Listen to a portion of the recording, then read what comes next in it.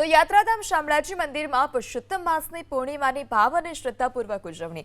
આજના પાવન અવસરે ભગવાન શામળિયાના દર્શન કરવા વહેલી સવારથી જ ભક્તોનું ઘોડાપુર। તો નેજ મંદિરને પણ વિશેષ ફૂલોનો શણગાર કરવામાં આવ્યો।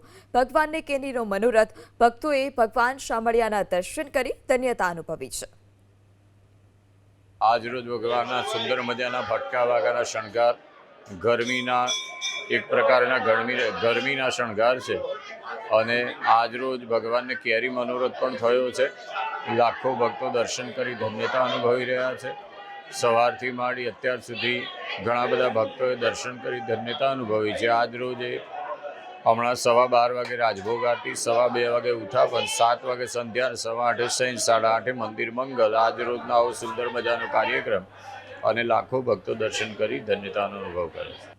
તો નેજ મંદિરને પણ વિશેષ ફૂલોનો શણગાર કરવામાં આવ્યો। ભગવાનને કેનીનો મનોરથ ભક્તોએ ભગવાન શામળિયાના દર્શન કરી ધન્યતા અનુભવી છે।